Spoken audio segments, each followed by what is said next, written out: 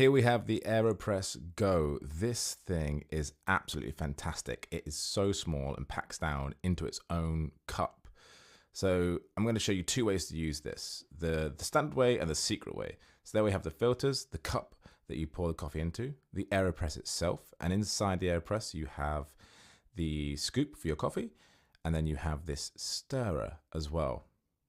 It's all fitting into itself. You can put this in your backpack, carry it around. It's incredible. And because it creates a high pressure vacuum, the coffee that you squeeze through tastes amazing. So here we have the filters. First of all, you need to wet the filter, and then we place it into this little compartment here, pat it down to make sure it's nice and smooth. And then on the bottom side of the AeroPress, we just line up these little teeth, pop it in and twist to lock it. There we go. Nice and secure, it's not coming out. Next thing, we would take our coffee. I've ground some coffee here. We take our scoop. One scoop is plenty. So we're just going to pop that in the top as so. Then we're just placing it on top of our cup, getting our hot water.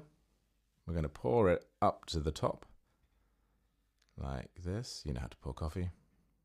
Right up to the top, there we are. And then we'll take our little stirrer, give it a quick stir, let that coffee bloom.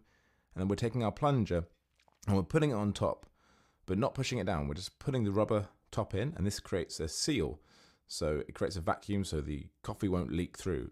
We've got a few drips there just from the initial pour, but this will stay in its canister until it's ready to be squeezed. And that's really great because it means we get some brewing time, and then we're pushing it through this really dense, fine filter. And so you're extracting all that flavor, all that good stuff.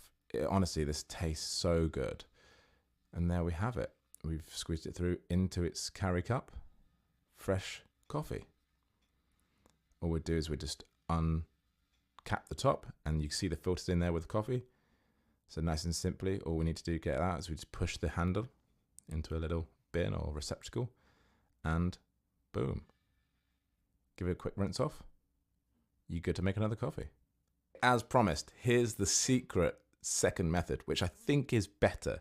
So we're going to start exactly the same way. We're going to wet the filter, but instead of putting it on top, we're going to do what they call the inverse method. So we're taking the plunger and we're just putting the rubber seal at the very top. So before we would have it facing down and push it. This time we're going to put it facing upwards, inverted. We're going to take our scoop and we are going to put a scoop of coffee in the top, as so. And instead of filling it all the way up, what we're going to do is we're going to fill up a little bit, maybe to the first number, then give it a stir. And this allows the coffee to bloom. We'll let it sit for a couple of seconds. And then after a while, we'd fill up a little bit more and repeat the process. Give it a stir, allow it to bloom. You can see the crema on the top there. So it's really allowing the flavor to come out. We're giving it extra time to do its thing. So you'd keep doing that in incremental stages. So we've done that a few times. Now we're up at the top. One last little stir.